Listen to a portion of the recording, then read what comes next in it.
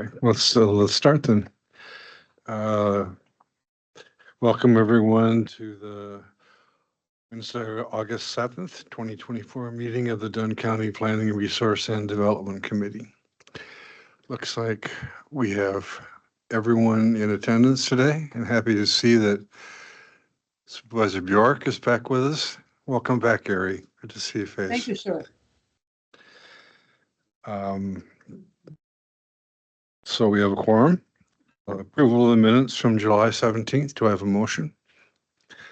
Supervisor Morehouse, is there a second? Second. Rare seconds. Any discussion or corrections?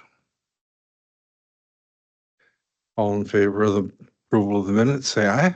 Aye. Aye. Anyone opposed? Minutes are approved. Do we have anyone here for public comment? Does it look like it? Any written comments, Tom? Okay. So our first item is public hearing. Application for rezone by John and Joan Friedenfels. Look at that right. Pretty close. I'll get it, don't worry. And if I don't, that's not a problem. I'll ask Ann to provide us an introduction to the request, and then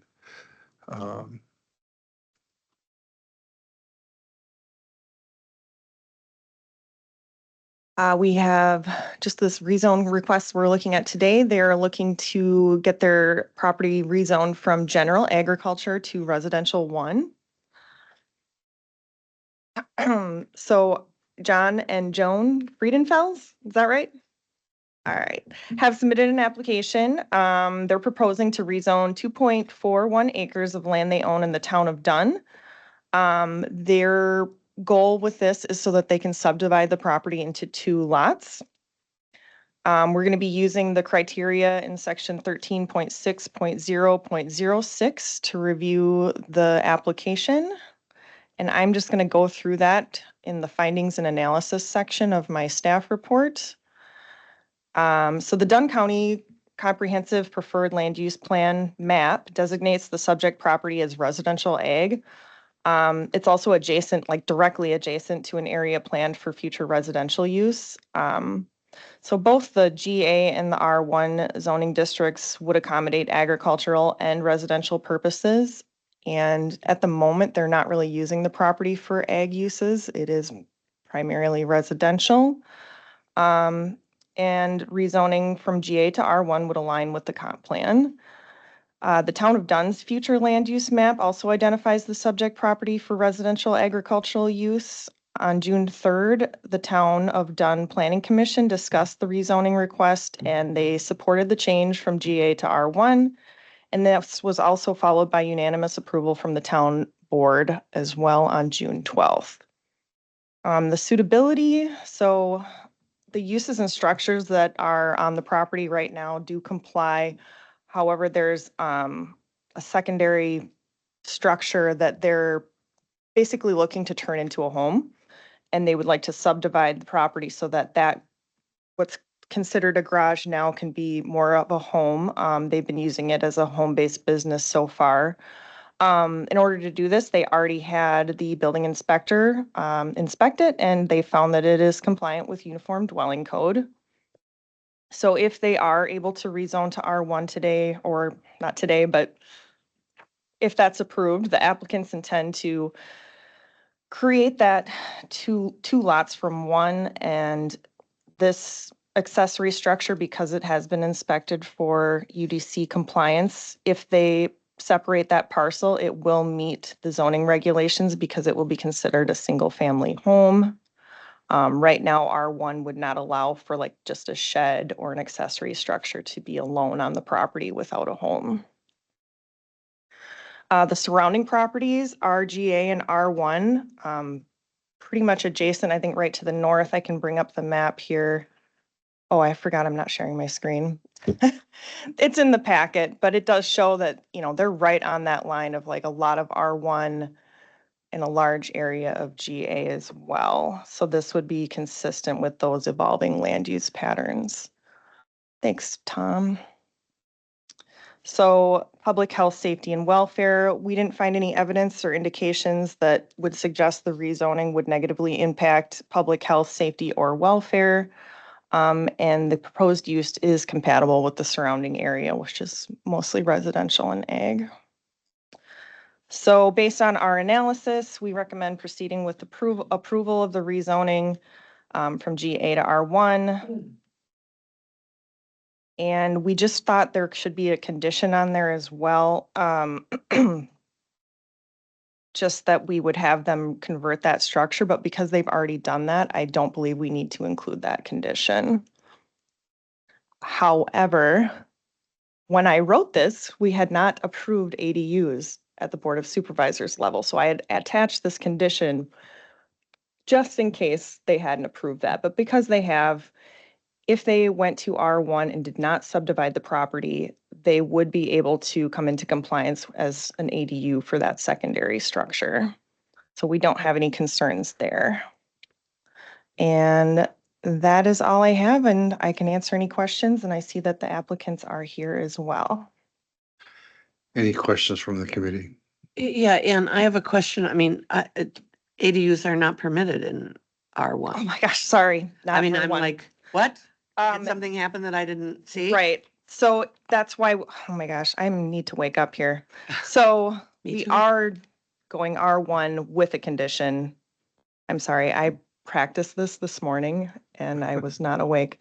So let me rephrase that, and thank you so much, Diane, for finding that. So the recommended condition is that they must legally subdivide the property to create separate lots for the Right. existing family dwelling and the accessory structure because it is R1. I don't know why I got off track there, but thank you. So we would want to attach that to this, and I wrote that out just so we can read it into the record if you choose to add that condition. Basically saying they have 6 months to kind of do this. And they have already submitted a preliminary CSM that shows that division. So they're well on their way. But this would just ensure that that was still done. So there was no Thank zoning you, Ann. violations. Thanks. Anybody else? Questions?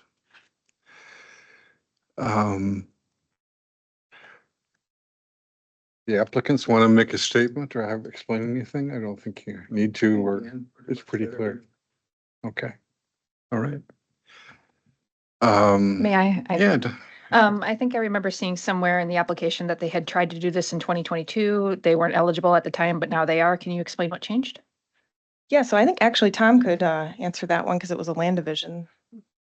Yes, good morning, everyone. So if you look at the sketch that's up here, let me just move it down a little bit. But you may remember in the previous version of our county land division ordinance, we had a contiguous buildable area requirement of 30,000 square feet that couldn't include any environmentally sensitive areas.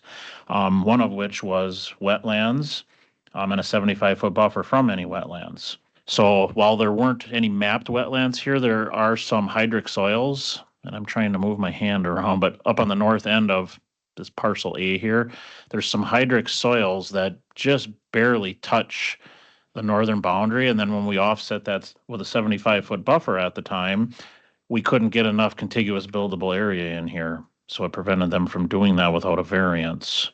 So, but that CBA requirement now has been nullified. We've changed that. And now we have a statement on the map that there's soils that are indicative of very wet conditions on the property, which may have certain limitations, including but not limited to, and then we list all these things. So, so right now that CBA requirement is not in place, which will allow them to do this. Thank you. Okay, any other questions? Then what I'll do is I'll close the hearing, and then without objection, move up item 9A, the consideration of the application for rezoning and approval or disapproval of it to this point. So if the committee would, is there any further discussion at this point in time? The committee, would someone care to make a motion to approve the rezone request I make a motion to approve the rezone request and send it on to the county board. Supervisor Kinnear, thank you. Is there a second? I'll second. Supervisor Morales seconds. Any further discussion?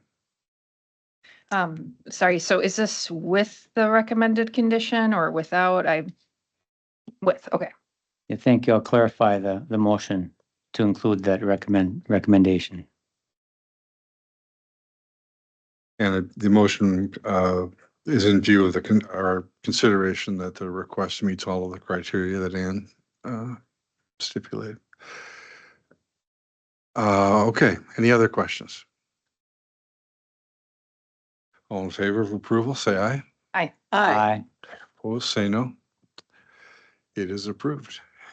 So this will come to the, I guess, September, right? County Board, September County Board. Okay, thanks for coming.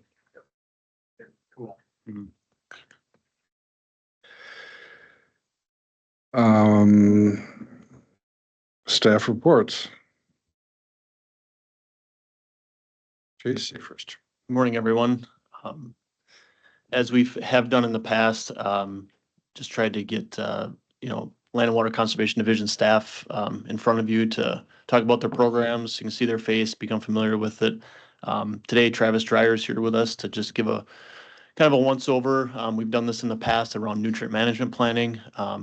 Have gone a little bit more in depth in the past.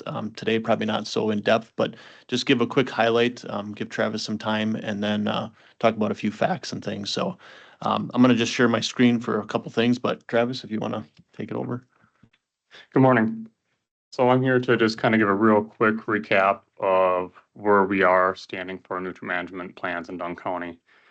For instance, in 2024, we had about 68,000 acres of nutrient management plans submitted to our office. That is about 27% of our cropland in Dunn County. We have roughly 250,000 acres of cropland. That is going off an older census, I believe, from about 2017. So reality, the acres in Dunn County, the total cropland acres are probably a little bit higher. Just got to see what DACAP says when the next report. Just kind of as a comparison, again, we had 68,000 acres this year. Last year, we had about 60,000 acres of nutrient management land submitted. So that'd be roughly 24% of the county. And then 2022, we had about 56,000 acres. So we've been increasing since 2022. We're up about 12,000 acres. So that's good. Just some variables we have to keep in mind is large farms like CAFO operations. Their fields can vary quite a bit year by year. So you get real large CAFO. Sometimes 1,000 acres isn't a huge amount for them to change every now and then, especially if they're along the border of Dunn County. So just keep in mind if they're rented ground, sometimes they don't always, the numbers will shift about a little bit. So kind of how do we get the nutrient management plans? A lot of them are done by word of mouth from staff. So we will talk to farmers, operators, let them know about the state law, about our local zoning, and promote it that way. Another thing that we do is I usually send out several mailings a year, usually through a postcard to targeted areas of the county. I try to hit every about 4 to 6 townships a year with some sort of mailing. Sometimes more, sometimes less. It kind of depends on what I've been getting for responses. And then the other way that we get nutrient management plans out there is through enforcement. So if we have someone that some sort of violation, might be the DNR, might be with our local ordinance, sometimes we will go the enforcement route and tell them that they have to have a nutrient management plan submitted by such and such a date. So the other thing too is we do get funds from the state each year. So the state has been, last few years, been giving us about $20,000 to give to farmers, operators for the promotion and development of nutrient management plans. That comes down to about $40 an acre is what the state allows us to give an operator. And so $20,000, that's roughly 500 acres of land that we get funded that we're able to give operators for developing nutrient management plan. Put that into perspective, if we were to take our 250,000 acres of cropland, And with this current funding, it'd be, I would believe, just under 350 years. If we had to pay every farm, every operator $40 an acre to have a nutrient management plan. So funding wise, we're a little bit under on that. So we rely a lot on volunteer and also the enforcement side of stuff. So that's kind of a quick recap. Do you have any questions? Oh yeah, sorry. Chase reminded me, one of our big partners is CVTC. So we partner with CVTC each fall through the winter to develop for a class for farmers in the area so they can write their own nutrient management plans. And that's been pretty successful. We found the people that are in this class, because they learn how to write their nutrient management plans, most of them typically after taking the class, 4, 5, 8 years later are still doing it, the plans themselves. So I promote that pretty heavily. And that works out pretty good. And we work with Mark Dink with CVTC, and he's a very busy guy, but we're able to help quite a bit with that. So. Any questions? Yeah, thank you, Diane. Thank you, Mr. Chair. As Travis, at the end, you mentioned they're working with CVTC. So does the farmer go to attend the course and then they can adequately do their nutrient management plans themselves at no cost? Yep. So state says that a qualified person may write a nutrient management plan. So what that entails is usually in our area, we have a certified crop advisor or a soil scientist, someone like that that's been certified to be able to write their own plan, to write plans professionally. But there is a clause in the law saying if you take a class, a Department of Trade and Consumer Protection approved class, you can write your own plan for 4 years. So that's where the CVTC comes in. That is a grant funded class. Anyone that goes through that class was, I believe, don't quote me, I believe it was $530 or $540 roughly last year. It might have been a little bit more, a little bit less. But the grant covers most of that for the class participants. The other thing too, the grant also covers most of your soil costs, your soil testing costs, which is phenomenal. So, and then Mark Dink also is able to partner with some of the soil testing labs in our area and get a reduced rate on soils testing. So people that do go in this class are getting a very good deal to be able to go in there, because the class is paid for and most of soil samples, if not all soil samples, are paid for. And then I always offer anyone that is in the class, they can call myself at any time. Mark also offers farm visits and a few other benefits to come out there. So anyone that's in the class, again, I tell them, call me if you have any questions. I'll come out on site if need be, or you can come into the office and we will help you with your plan. Thank you. Mm-hmm. Thank you, Mr. Chairman. Thank you, Travis. This is great. It's probably a question for Chase. Is there any likelihood of additional money from the state? I mean, it's probably tilting it. Potentially there is. I mean, we could potentially get more than $20,000 a year, depending on a number of factors. One of the things that we've been, and you've experienced this in the last couple of years too, we've come to you for a budget adjustment, is counties that don't spend all their nutrient management cost share, we can tap into that. What we're trying, and Travis is really working hard on, is trying to build some capacity and get a longer list of people that are interested in nutrient management. What we were afraid of, and it has happened in the past, is you accept amounts of, large amount of cost share dollars, then don't have the people to spend it on. Not that there's not a need for nutrient management, it's just willing participants and the role that we play in voluntary participation versus enforcement participation. And I think we're gaining some capacity there where we can build a little bit of a backlog and an interest list, so that way we can either request more money from the state, or take on counties that don't spend all their money in a given year. And then I think Jackson and Barron County provided additional $30,000 to us a couple years ago. I remember that. Yep. Thank you, Chase. Travis, how long does, once you have a plan in place, how long is that plan certified for? Yep, so when you write a plan, it's usually, you try and write it for 4 years. Okay. But you need to keep it updated. So what we look at is when you submit a plan, if you submit it in spring of 2024, it's good for that year. Even though if you were to plan out 4 years ahead, just because things change. And you look at like this, let's just say last year when we had some more dry weather, or you could have had something that could have droughted out, or this year with the real wet weather, you could have some cropland that gets flooded out. Well, that changes your nutrient management plan, that changes what you were gonna plant, what your tillage operations are. So if things change, you have to keep that updated. So usually it's good for a year. Sometimes if you don't have any major changes and you don't need to make any updates, you'll be up to 4 years. So I had forgotten about the cell testing subsidy, which is pretty good deal. How much does that amount to typically on a typical size farm? So a typical size farm, let's just say, I'm gonna just make the math easy, let's say 100 acres, and that's a pretty small farm, very yeah, small. but- So 100 acres, you'd have, for the 100 acres cropland, you need to test at least one soil sample every 5 acres. So that would be, was it 20 soil Yes, samples. Now, if you're gonna be sending it in by yourself, depending on what lab it is and shipping costs, you might be anywhere between $20 to $30 per sample. So it does, this adds up, and the soil samples, you need to pull them once every 4 years.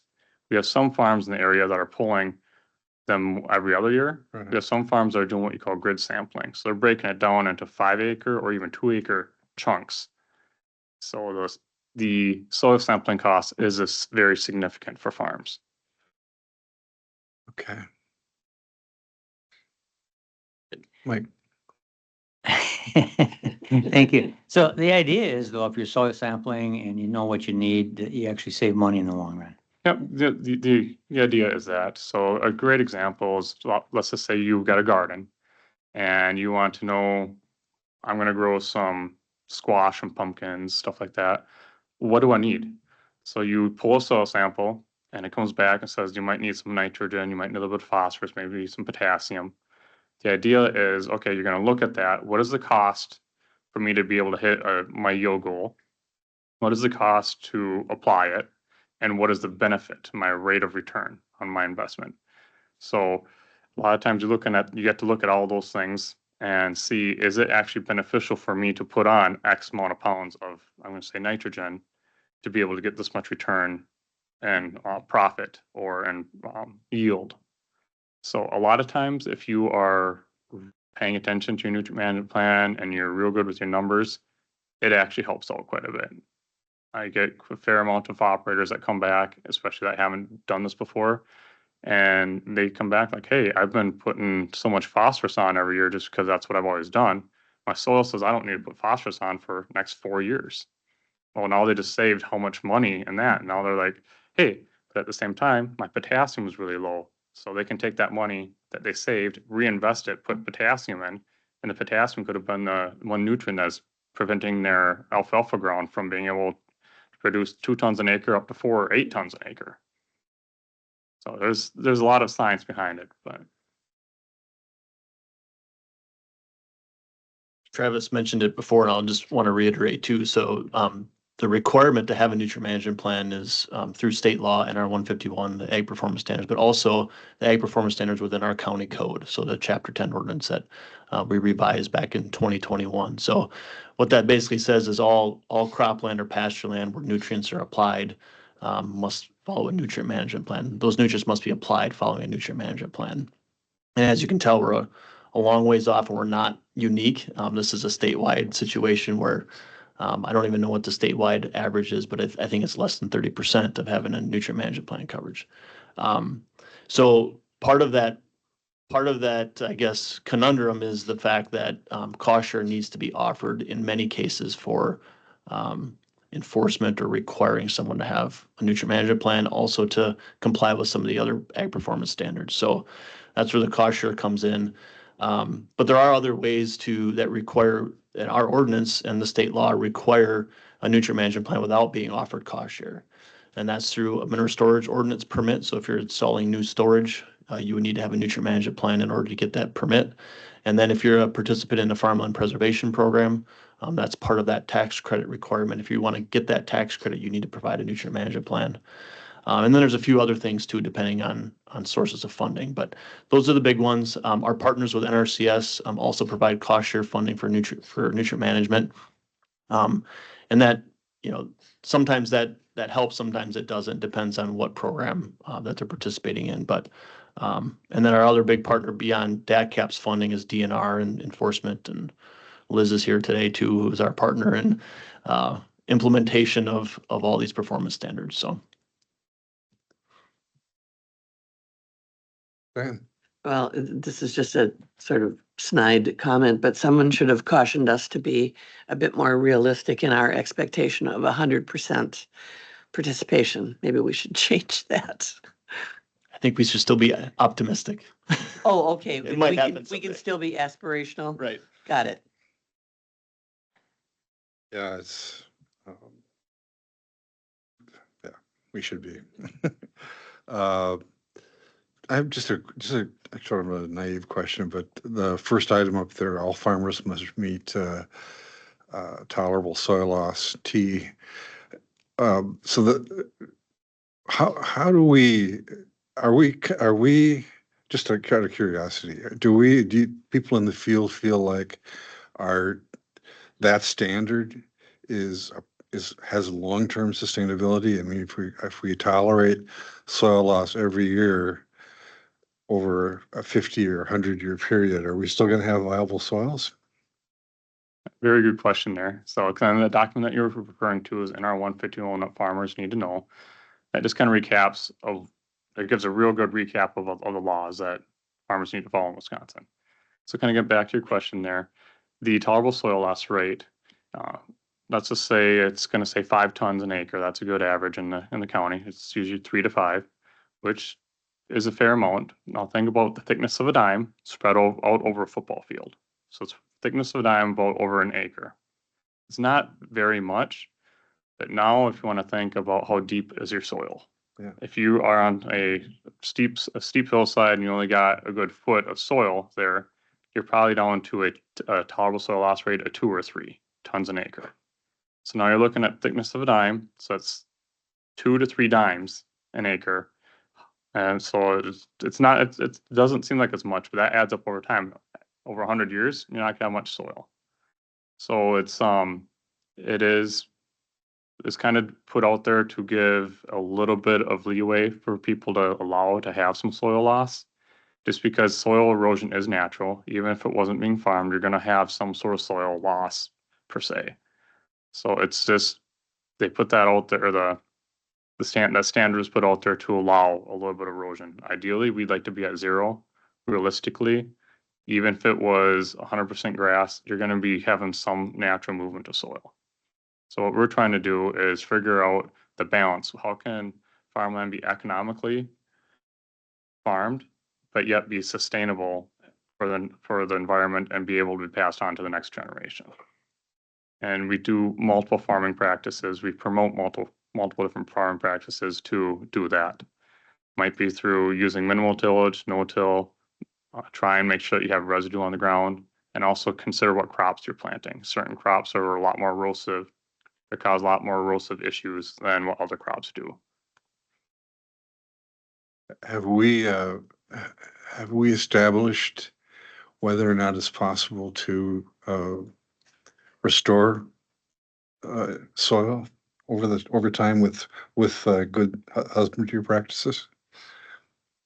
And it depends what your definition of restore is. So if it bring it back into a healthy environment that, hey, let's just say it's been farmed really hard last few decades.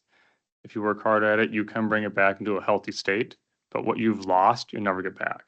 The stuff that has washed off these farm fields, even if you were to come back with a dump truck and put it back on, I've seen it happen. It's not economically feasible.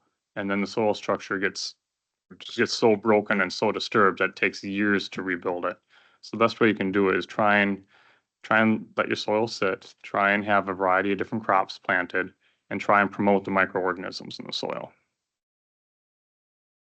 A friend who farms in Iowa, and his family's been on the farm for 100 years or more, and he said it's sort of, he realized in the last 30 years as he thought a little bit more about soil health and things that he would travel as he went around and noticed the graveyards and adjacent to the fields were often a foot higher than the field itself, which is sort of a sobering long-term consideration that,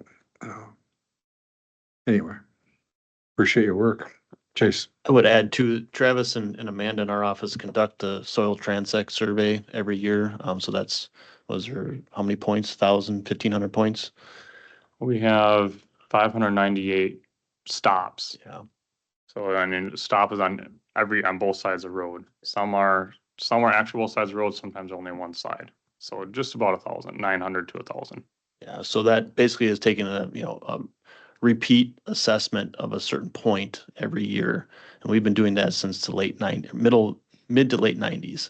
And when you talk about tolerable soil loss, in Dunn County, we are meeting T on an aggregate scale. We're meeting tolerable soil loss, but we will have individual points and obviously you can just drive around and there'll be individual sites that are not even close to meeting T. And that's where, there's a benefit to that transect survey too, is for us to see parts of the county that we don't normally get to. They're not the commonly traveled roads, and creates an opportunity for us to have some outreach with particular landowners and try to work with them to address some situations that we might see that are more or less repeated. I mean, we're going to have a rain event, that could bite everybody at some point in time, no matter how well you're farming.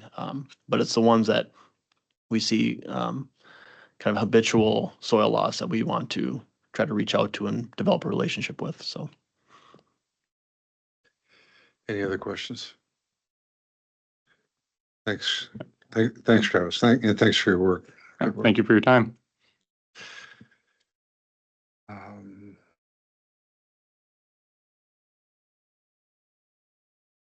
Approval of the 2025 Register of Deeds budget request.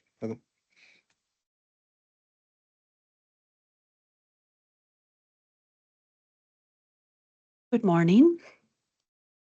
Let Tom get this pulled up.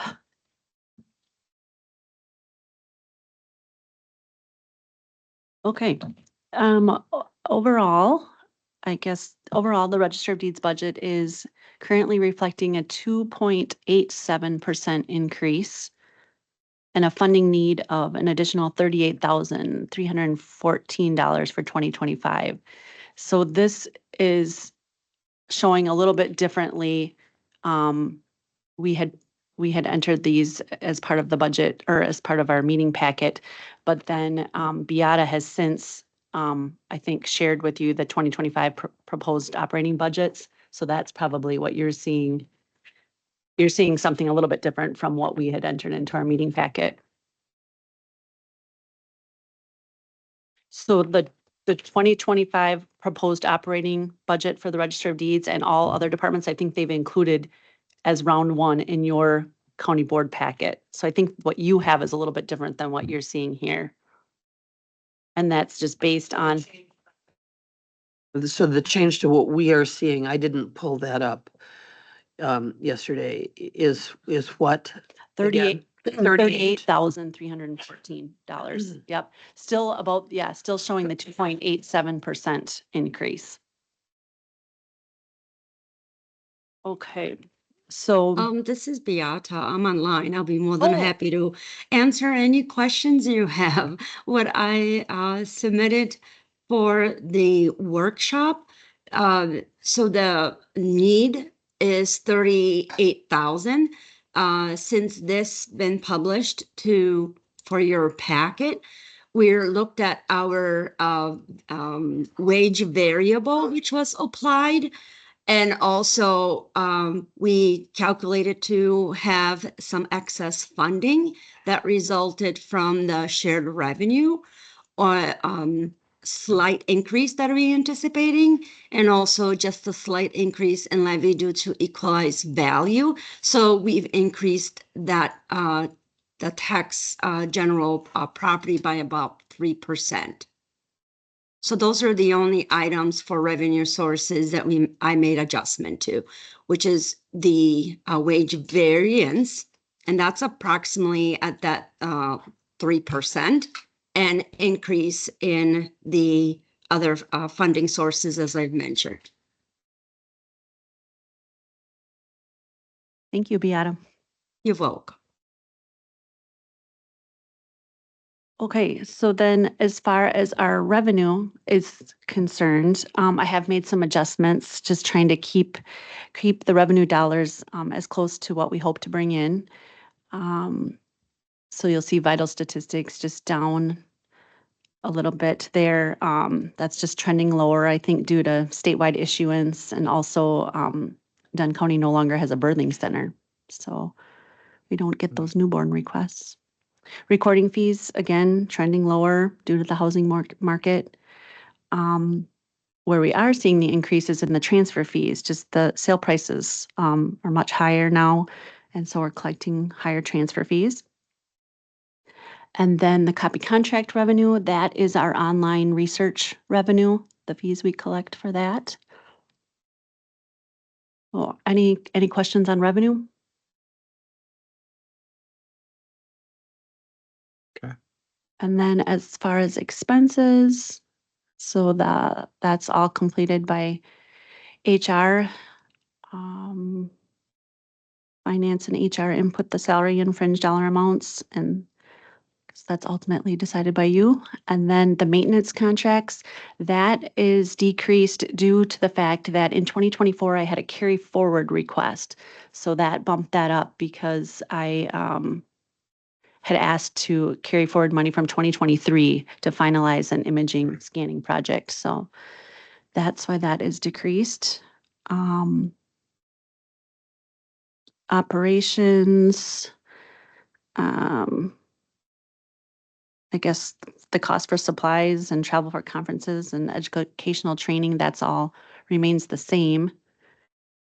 And then IT, again, we work with IT to, they set the budget amounts for, replacement for IT equipment, phones, internet access.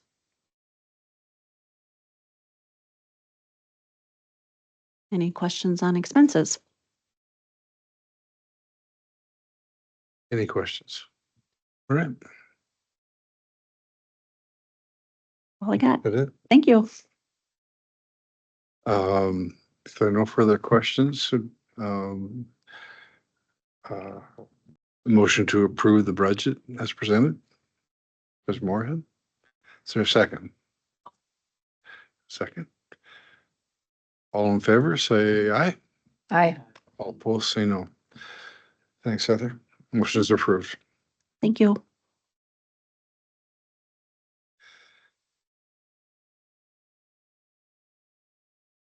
ENS, who's first?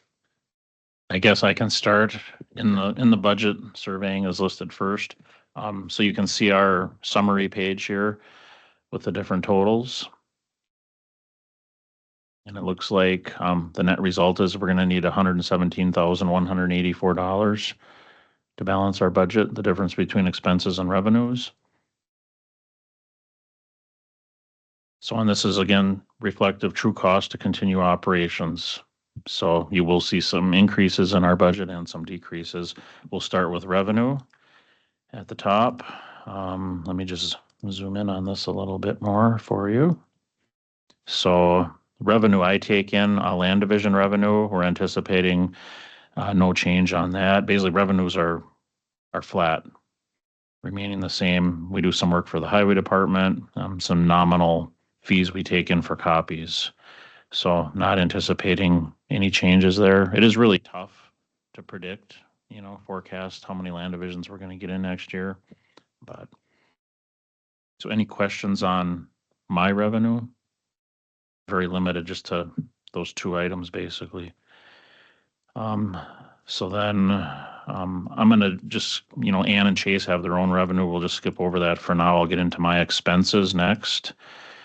That way we can just do them division at a time. So these would be my expenses. Again, the salary and fringe are out of my control, all the white items here on top.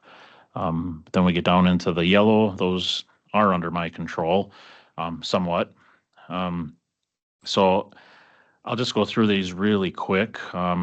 Basically, it's a 0% increase except for two items. So Carlson Survey Software, no relation to me whatsoever, but the software we use for drafting, costs go up periodically, and right now they are going up. So $20 per license. We have 3 licenses, so showing a 10% increase, but you have to remember it's a very small number to begin with, so it's only going up $60 for that line item. So again, this is just something I have to budget for, and I have to show an increase because that is my true cost. I'm going to skip over the rest of these unless there's any questions. I'm not asking for anything additional. You can see motor vehicle maintenance. Basically covers oil changes, tire rotations, membership dues. There's really no change on any of these. Gasoline, which is sometimes hard to predict. We've been staying within budget every year, so I'm anticipating using about $1,800 again in gas next year. The very last one here, again, a 9% increase, but I'll remind you, it's a very small number to begin with. Conference that we go to every year, the fee for that is going to increase by $35 per person. So those are really the only changes in my expenses that I'm asking for. Some moderate or modest, I guess, increases in a couple of those expenses. I'll entertain any questions if there are any. Any questions?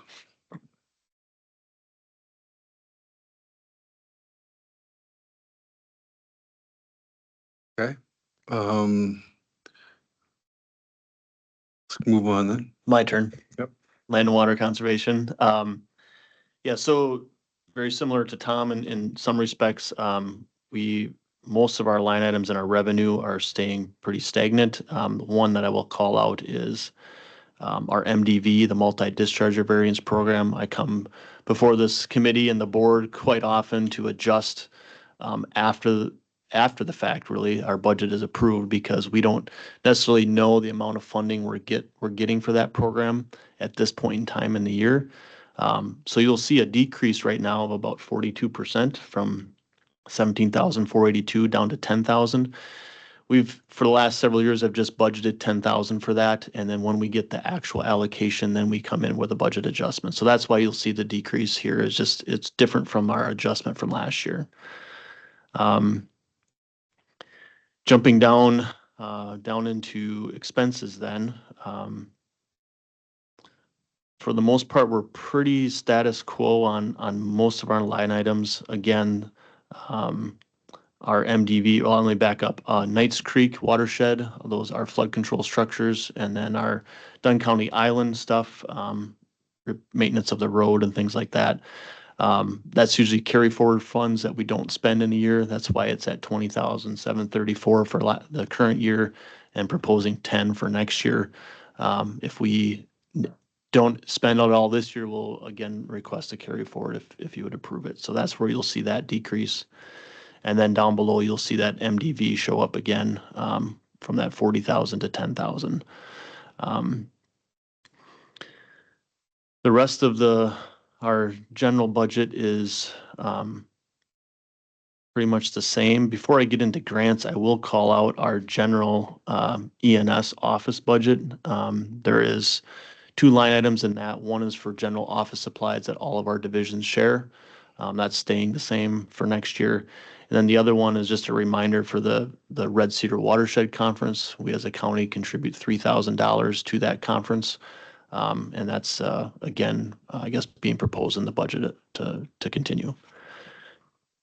And then, Tom, if you want to jump all the way down to grants, I'll cover that as long as I'm speaking on it. So the grant pages are pretty much exclusively through my division, and the number of different grants that we get from staff and support through DATCAP, all the way through snowmobile, our producer-led watershed groups, cost sharing, nitrogen optimization pilot program, and the Nature Conservancy. And then the last one would be notice of discharge grant through DNR. So you'll see a number of changes there. Some of the big ones are typically as our snowmobile one, that trail aid grant changes a little bit from year to year. So you'll see around $47,000 there near the top. But then we also do all of our bridges when snowmobile clubs request a bridge replacement for the trail. Those come and go. So you'll see we have 2 bridges that were on for last year at 50,000 apiece. Those have been constructed, but now we're looking at potentially 2 more grant options for bridges coming up in 2025. And that's where you'll see the 104,500. So a little bit of swing there. The other thing was the notice of discharge grant that was for basically to assist in compliance on a farm in northern Dunn County. That was at just shy of $800,000. That grant is done. So that's a impact on our budget when we don't have that again this year. As well as the nitrogen optimization pilot program. So that's a unique one that not every county has, but we were fortunate to participate in that. We may be considering that again, but that grant timeline doesn't really end until January of 25. So we may be coming back to you to, if participants within the county want to pursue that, would be another budget adjustment request. And then the Nature Conservancy grant is one that we may be looking at applying for again in the future, but we don't, again, that timing doesn't line up with our budget cycle. So that's where you'll see a lot of the decreases in our grants. But as you know, most of those grants, with the exception of our staffing grant, all those grants are money in, money out. They don't necessarily impact the budget. Our staffing grant that we get from DACAP, that basically covers 100% of my position and about 80% of what we call a second position in our division. The remainder of that is all funded through county budget then. So I guess with that, if you have any questions for me, I'd be happy to answer. Any questions? Okay, thanks, Jason.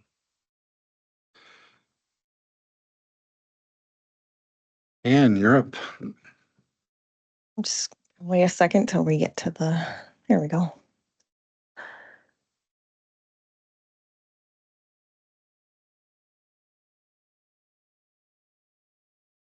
So everything here, I mean, we just made adjustments. I mean, I obviously can't control the yellow, so I don't know how much we want to talk about that. Or is it the yellow? No, I can, it is the yellow.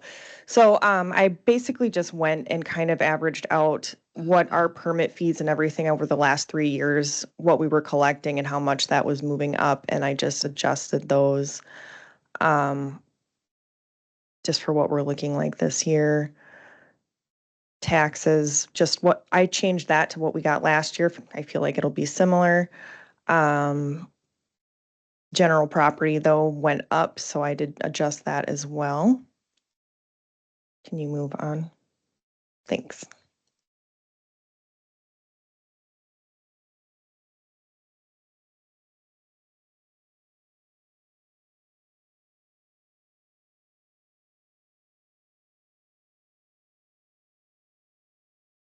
So we just had some, very similar things that Tom already mentioned. Our survey software did increase in cost, so I adjusted that. You'll see that I'm looking to get some tablets for our permitting. We'd like to use our new, we're transferring our GCS permitting software. They are sunsetting that system, so we have had to purchase a new system. We're working with IT right now to get that finalized, but we're going to be going with most likely Catalyst. So we have an idea of what that will cost, but that does have a function for using tablets on site. So we would be able to GPS, like pinpoint the location of septic systems, structures, things like that. So we would have a record that we could keep a track of. A lot of counties around here are upgrading to this system, so that's not too big a deal. Our costs for the memberships I just adjusted those so they reflected the actual costs a little bit more. And then operating supplies, that looks crazy right now, but it's only because that expense had been coming out of a different line item. I think we were taking it out of contract services, so we just actually put it there to reflect the actual amount that we would most likely be spending. And then I believe we got to go down to the planning also. So just note, there's a zoning budget and a planning budget. They're two separate budgets for my two divisions. Again, just making these a little more accurate to what we actually spent like last year and what we're anticipating. We're not doing a lot of conferences and seminars through planning. And then if we can go to the other part of it. I think we got to go on to that's revenue, then the other section? That's it? Okay. So I think that covers mine. Sorry, I felt like there was another section. I'm glad there's not, but I can answer any questions if you have any. Questions? Mike? I don't have any questions per se, but I like the process we're doing this year where we get to see your budgets. Because the only increase is salary and fringe. Everything else is either less or the same. And that's really important for us to know. So great process here. Is a contract for regional planning on there? I was just going to say, I forgot to mention that. Yeah. So as you can see the columns, I don't know if he'll be able to find it, but we're asking for, it looks like we're asking for less money this year or for the next budget, but we're actually not because there was a carry forward. So it looks like it's less, but this is actually about what we've been doing every year. Actually, it might be a little less. So, but the regional planning will come out of this current year's budget. Oh, okay. That's how that works. Yep. Yeah.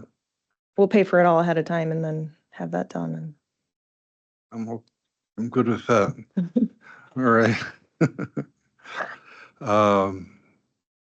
Okay, any questions? Any other questions?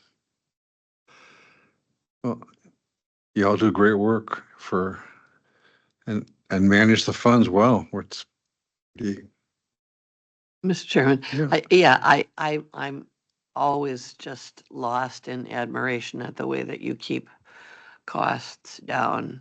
Sort of sometimes makes me feel guilty, but you do a really wonderful management job, all of you.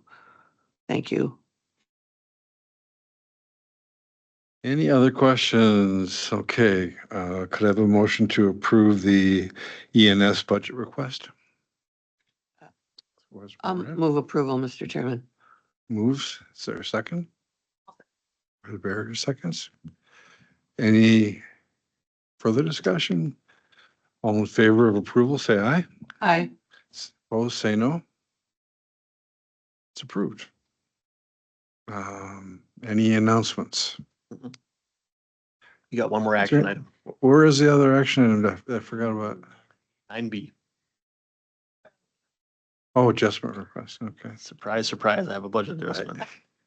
I always miss something from you, Chase. I'm not sure why. Okay. It's not deliberate. I know. No offense taken. Yeah, so in your packet, you'll see a 2024 budget adjustment request. And this is regards to, I think I included in one of our staff reports in the past. So Heather Wood in our office, as well as Caitlin Engel, former employee with Public Health, they basically entered into a competition that EPA had out for what's called a Small Communities Big Challenges contest, so to speak. They submitted a write-up based on our private well monitoring program that we conducted last year and are still continuing right now. And we were one of 3 counties in the state of Wisconsin and others across the nation, but to be, I guess, awarded some funds. And those funds were fairly open-ended, so to speak, as far as they're intended to be put towards the project that we kind of wrote about. But we, because it's an award and not necessarily a grant, our reporting is different, and we can carry these funds forward into the future to spread them out over multiple years is kind of our hope. So The award was for $35,000. And we're hoping to use some of those funds yet this year in order to kind of chip away at the wait list that we have of citizens that want their well tested. So we're also we'll be looking to probably carry forward some of these funds into the future years, into 2025 as well. But at this point in time, this is required part of our process to get these funds into our accounting system so we can actually spend them. We do have the money already, so it is within Dunn County. We just need to go through this process in order to spend it. So. Any questions? A motion to approve the budget adjustment? Or this just? Do we need a motion on this or not? Yeah, we do. Okay. Yep. Is there a second? I'll second that.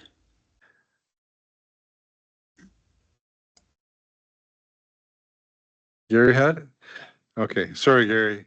You got it.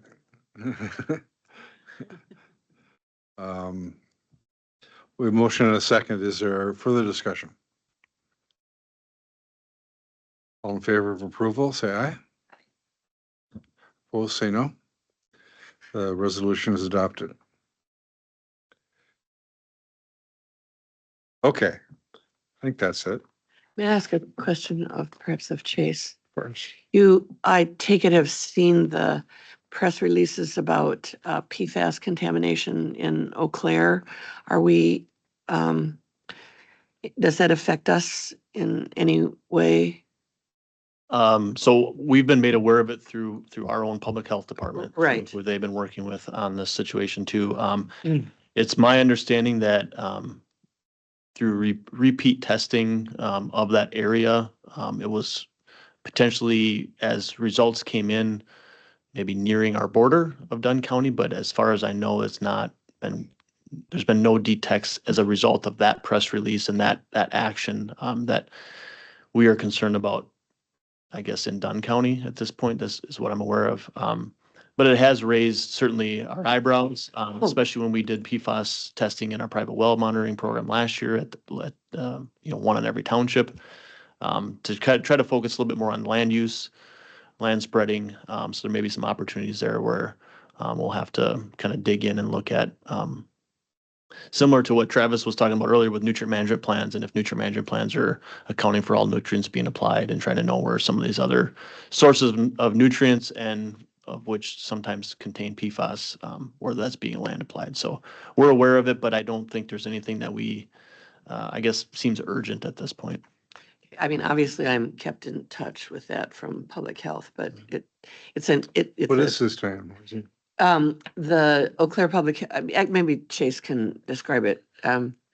Yeah, so part of some routine testing that Eau Claire Public Health was doing, there was I guess a well sample that came back with presence of PFAS and the like in the water sample. There was follow-up testing. A part of their protocol was they would go out in radius from that well and sample other private, or offer to sample private wells within that area. And as they kept doing that, they were discovering that there was other wells that were contaminated. And so much so that it was starting to become a situation where we may want to let our neighbors know. And that's where Dunn County got involved. I believe, I'm not sure if Pepin was involved at all as well, but it's in that, I guess near our southeastern part of our county. So that's kind of where it's at. Eau Claire, they had a press release come out, I think in the last week, just kind of acknowledging it. But at this point, from my standpoint in our office and our role in that, we're just kind of, I guess, waiting to see what opportunities we can develop to work with land use in that area. So The elevations are significant. Really? Yeah. Any idea what the sources or the? I don't think there's they so know. many sources of Not it. determined. I don't think they Yeah, know. they don't know at this time. Okay. Okay, any other questions or any other final comments or announcements? Okay, then we're adjourned. Again, good to see you, Gary. You take care.